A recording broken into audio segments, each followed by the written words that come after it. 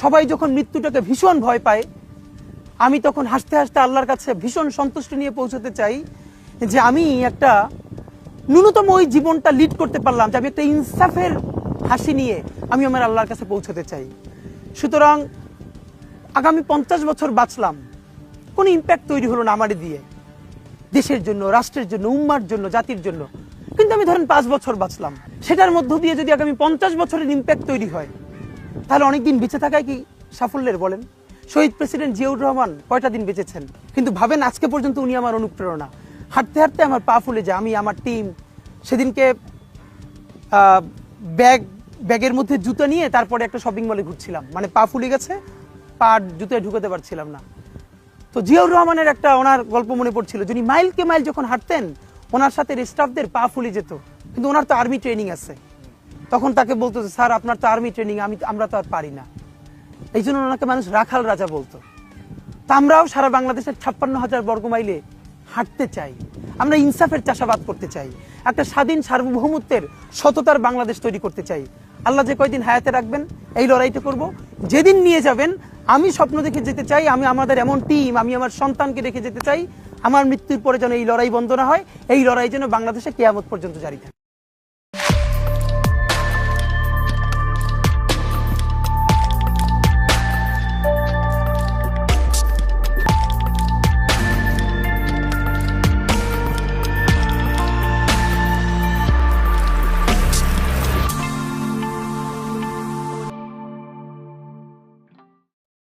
এই হাদিকেই কেন গুলি করা হলো? কে হাদিকে গুলি করছে তার চাইতে কেন গুলি করছে এই প্রশ্নটা জরুরি। হাদি বর্ষা বিপ্লবের মধ্যে দিয়ে গড়ে ওঠা তরুণ এবং বিপুল সম্ভাবনাময় এক রাজনৈতিক নেতা।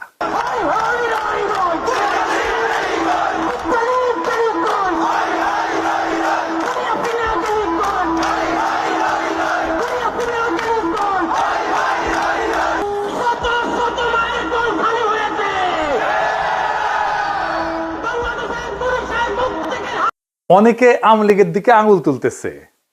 আওয়ামী লীগ অবশ্যই বর্ষা বিপ্লবের প্রধান শত্রু, কোনো সন্দেহ নাই, কিন্তু আওয়ামী লীগই কি একা বর্ষা বিপ্লবের একমাত্র শত্রু?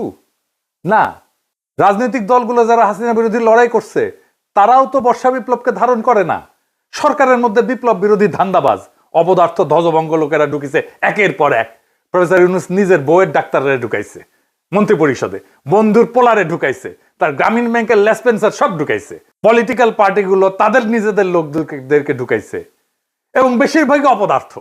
না আছে এদের ম্যানেজমেন্ট স্কিল, না আছে পলিটিক্যাল নলেজ, না আছে সদিচ্ছা, না আছে শরীরে জোর। আওয়ামী লীগ অস্ত্র কিনে সশস্ত্র যুদ্ধের ডাক দিছে, অস্ত্র কিনে যুদ্ধ করার কথা ঘোষণা দিছে, একবার না বারবার জেনেভায় যায় প্রকাশ্যে দিছে। দেখেন একের পর এক দেখান এইটা শেন। হোয়াটএভার ইট ইজ, আমাদের কথা হচ্ছে যে আমাদের এই সংগ্রাম লড়াই অব্যাহত রাখতে হবে, এই এদেরকে এখান থেকে উৎখাত করতে হবে। আর আমি সবসময় পার্সোনাল ক্যাপাসিটিতে একটা কথা বলি, সেটা হচ্ছে সশস্ত্র সংগ্রাম ইজ দ্য অ্যান্সার। হয়তোবা বাংলাদেশ আওয়ামী লীগ এই নীতিতে হয়তো এখনো যায়নি, কিন্তু ব্যক্তিগতভাবে আমার ক্যাপাসিটি হচ্ছে যে we have the take up arms এবং we have to resist our self, because আমাদেরকে খুন করছে, আমাদেরকে পাল্টা লড়াই অব্যাহত করতে হবে, এবং এটাই হচ্ছে আমাদের স্ট্যান্ড। আমার কাছে মনে হয় ব্যক্তিগতভাবে আমার স্ট্যান্ড। দেখেন আর একটা দেখান, অস্ত্র হাতে নেওয়া ছাড়া, গেরিলা যুদ্ধ ছাড়া এই রাজাকারদের বিরুদ্ধে জেতা যাবে না। আমি আবারও আপনাকে বলি যে সশস্ত্র সংগ্রাম, গেরিলা প্রস্তুতি, এগুলো আমাদের জন্য জরুরি এবং সেটা আমাদেরকে ভাবা শুরু করা উচিত। আমি মনে করি বাংলাদেশ আওয়ামী লীগের এসব পুতু রাজনীতি করার সুযোগ নাই। আমরা দেখব যদি ভালোই ভালোই কাজ হয় হবে, কিন্তু দেশ যদি এইভাবে পাকিস্তানের দিকে চলে যেতে থাকে, সশস্ত্র সংগ্রাম এবং আমাদেরকে এই গেরিলা সংগ্রাম বা আরেকটা মুক্তিযুদ্ধ ছাড়া আমাদের কোন রাস্তা নাই। এবার আর একটা দেখান, আমরা করতে হইলে এইখান থেকে পয়সা উঠান, আর যারা মন্ত্রী মিনিস্টার আসল বিদেশ তাকে বলেন পয়সা দিবার জন্য, আমরাও পয়সা দিব, অস্ত্র কিনতে হবে, আমরা যুদ্ধ করতে হবে মাঠে।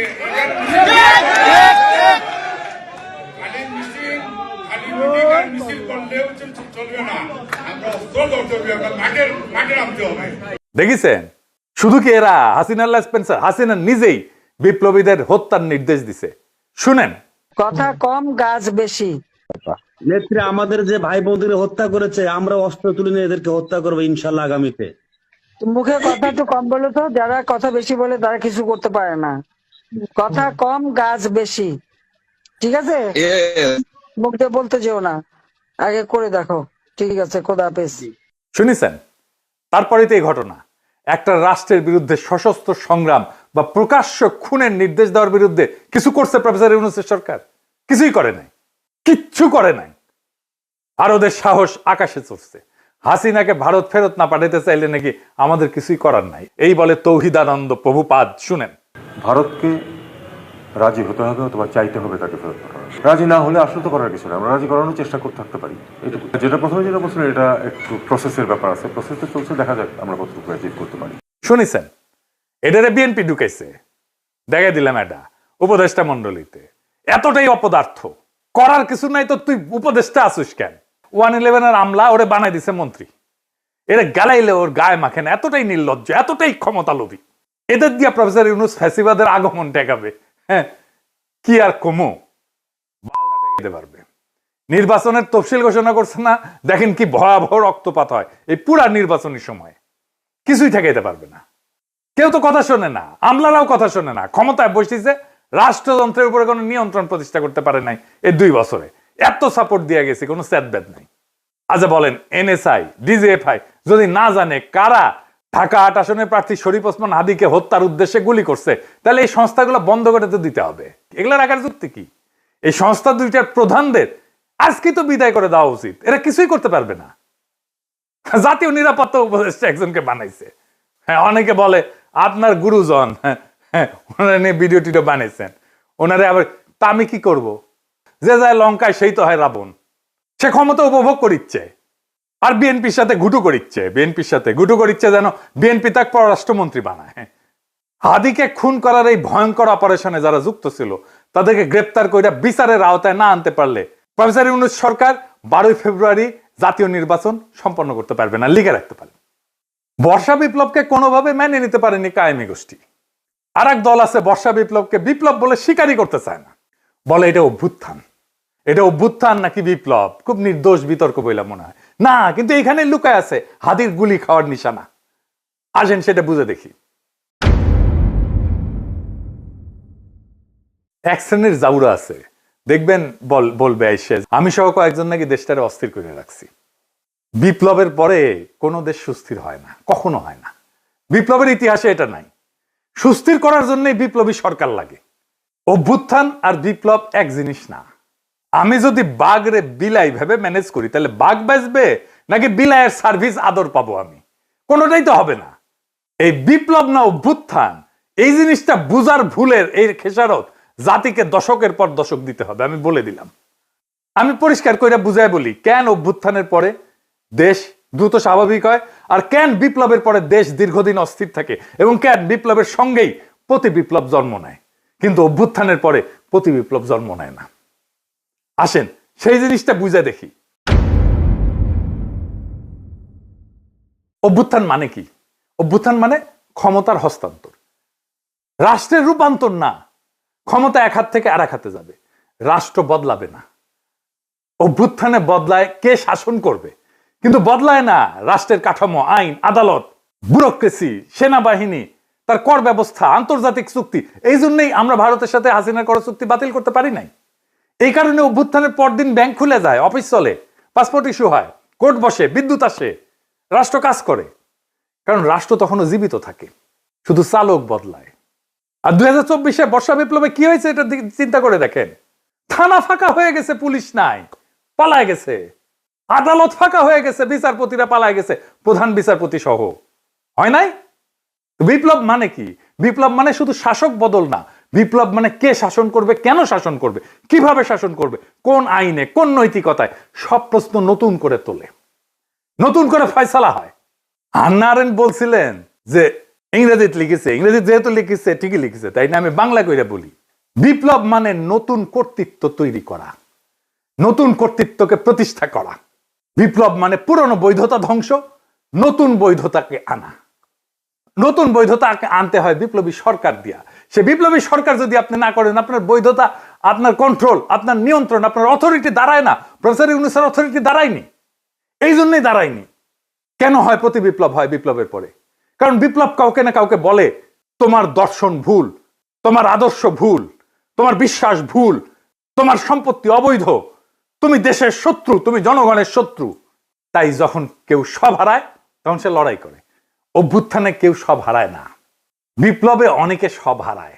বিপ্লবে আওয়ামী লীগের সব হারানোর কথা ছিল, ভারতের সব হারানোর কথা ছিল, হারায় নাই, সব রক্ষা করা হয়েছে। তাই প্রতি বিপ্লব জন্মায় বিপ্লবের গর্ভেই। বিপ্লবী সরকারের দরকার পড়ে প্রতি বিপ্লব থেকে বিপ্লবকে রক্ষা করার জন্য। ইতিহাসে দেখেন, ইতিহাস কি বলে, শ্রীলঙ্কা তো প্রেসিডেন্ট পাশে দখল করে ফেলছিল না জনতা, ওইটা অভ্যুত্থান ছিল, দেশটা সুস্থির হইতে সময় লাগেনি। নেপালও কি হয়েছে, তাই হয়েছে না, নেপাল সুস্থির হয়ে গেছে না, সময় লাগেনি, কারণ ওইটা অভ্যুত্থান ছিল। বাংলাদেশ সুস্থির হচ্ছে না কেন? কারণ আমরা সেই গুরুত্বপূর্ণ সত্যটা এড়াই গেছি যে বাংলাদেশে একটা বিপ্লব হয়েছে এবং বিপ্লবের পরে অস্থিরতা থাকে, সেটাই স্বাভাবিক। কিন্তু সেই অস্থিরতা কতদিন থাকবে সেটা নির্ভর করে একটাই বিষয়ের উপরে, নতুন সরকার কতটা পূর্ণাঙ্গভাবে বিপ্লবী। আমরা সেটাকেই বলছিলাম বিপ্লবী সরকার। ইতিহাসে যেই সরকার বিপ্লবের ম্যান্ডেট নিয়ে, বিপ্লবী কর্মসূচি নিয়ে স্পষ্টভাবে পুরানো রাষ্ট্র ভেঙে নতুন রাষ্ট্র করে, সেখানে অস্থিরতা তুলনামূলকভাবে কম সময় দূর হয়ে যায়। কারণ সেখানে থাকে ক্ষমতা স্পষ্ট কেন্দ্র, আদর্শিক এবং রাজনৈতিক পরিচ্ছন্নতা। আর এইখানে না ঘরকা না ঘাটকা, বলে রাষ্ট্র সংস্কার করব, আর সব পুরানো কিছু সবকিছু রেখে দিচ্ছে। রাশিয়ায় 1917 সালে বিপ্লব হয়েছে, অস্থিরতা ছিল কিন্তু দ্রুত নিষ্পত্তি করে ফেলছিল বলশেভিকরা। অস্থিরতা দীর্ঘ হয়নি, যুদ্ধ ছিল কিন্তু দ্বিধা ছিল না। চীনেও কমিউনিস্ট সরকার পুরনো রাষ্ট্রের সঙ্গে আপোষ না করে নতুন রাষ্ট্র গড়ে তোলে। এইটাই বিপ্লবী চরিত্র, দ্রুত রাজনৈতিক স্থিতিশীলতা এনে দেয়। ভিয়েতনামও একই কথা। কর্তৃত্ব প্রতিষ্ঠা করতে হয় বিপ্লবী শক্তিকে। অন্যদিকে সরকার যেখানে না ঘরকা না ঘটকা, আধা বিপ্লবী, পুরানা এলিট আর নতুন শক্তির মধ্যে দোদুল্যমান, সেখানে অস্থিরতা লম্বা হয়। তাই হয়েছে প্রফেসর ইউনূসের সরকারে, পুরনো এলিট আর নতুন শক্তির একটা কোয়ালিশন হয়েছে। ফ্রান্সে বিপ্লব হয়েছে 1789 সালে। এরপরে দশক ধরে অস্থিরতা চলছে। মূল কারণ ছিল বিপ্লবের প্রশ্নে স্পষ্ট সিদ্ধান্তের অভাব। অর্থাৎ সমস্যাটা বিপ্লব না, সমস্যাটা হইল অসম্পূর্ণ বিপ্লব, বিপ্লবের পরে কর্তৃত্ব প্রতিষ্ঠা না করা। প্রফেসর ইউনূস কর্তৃত্ব প্রতিষ্ঠা করতে পারে নাই, আমাদের অনেক সাপোর্ট সত্ত্বেও। যত বেশি বিপ্লবী সরকার হয় তত দ্রুত ক্ষমতার প্রশ্ন মীমাংসিত হয়, তত দ্রুত দেশ স্থিতিশীল হয়। বিপ্লবকে যে থামায় দেয় যায় সরকার, অস্থিরতা তার পিছু ছাড়ে না, প্রফেসর ইউনূসেরও পিছু ছাড়বে না। কিন্তু বিপ্লব যে সম্পূর্ণ করে, স্থিতিশীলতা তার অনিবার্য ফল। আজকের অস্থিরতা, অরাজকতা সবকিছুর দায় ওই ছাত্রদের, যারা প্রফেসর ইউনূসের সরকার বানাইছে। এডিটর সাহেব, প্রফেসর ইউনূসের পেছনে ছাত্রদের ছবিটা দেখান, কারা কারা আছে। এই সব কয়টার দায়িত্ব এটা, এরাই প্রফেসর ইউনূসের সরকার বানাইছে। এই দায় নিতে হবে, ছাত্রদেরকে নিতে হবে, ওয়াকারকে নিতে হবে, রাজনৈতিক দলকে নিতে হবে, আসিফ নজরুলকে নিতে হবে, যারা এই সরকার গঠন করছে, সবার এটা দায়। এখন শেষ প্রশ্ন, কেন হাদি গুলি খায়, অন্য কেউ না? এর কারণ হাদি শুধু জুলাই বিপ্লবী না, হাদি একজন আপাদ মস্তক ভারতীয় আগ্রাসন বিরোধী। ভারতীয় আগ্রাসন বিরোধী হয়ে বাংলাদেশে বাইসা থাকাটা মুশকিল। প্রেসিডেন্ট হইলেও বাইসা থাকা যায় না। জিয়ারে মরতে হয়েছে না, ইলিয়াস আলীকে মরতে হয়েছে না, সালাউদ্দিন কাদের চৌধুরীকে মরতে হয়েছে না, জামাত নেতাদেরকে মরতে হয়েছে না, আবরারকে মরতে হয়েছে না, হাদিকে নিয়ে কম কুৎসা রটনা করা হয়েছে। দেখেন এই মালটাকে চিনতে পারেন কিনা দেখেন। জুলাই গণ অভ্যুত্থানে হাদির অবদান কি দেখতে হবে না? এই গণ অভ্যুত্থানের সময়ে, গণ অভ্যুত্থানের পরেও হাদি নামে কাকে মানুষ চিনত না। বাংলাদেশের সংকটে হাদিকে এদেশের মানুষ পায়নি। বাংলাদেশ যখন কাঁদছিল, বিপদে পড়েছিল, যখন রক্ত ঝরছিল, তখন হাদিরা সিনা টান টান করে দাঁড়ায়নি। তখন কিন্তু মির্জা আব্বাস ভাইরা দাঁড়িয়েছিল, তাদের হাজার হাজার কর্মীরা এখানে অবদান রেখেছে, লড়াই করেছে। শুনেছেন এই বাটপারকে বিএনপি কোলে তুলে রাখে। বিএনপি যা যা করতে পারে না, বলতে পারে না, এই বাটপারকে দিয়ে করায় আর বলায়। এটা বিএনপির মাস্তান, এটা বিএনপির ভার্চুয়াল মাস্তান। হাদিকে নাকি সে মাঠে দেখে নাই।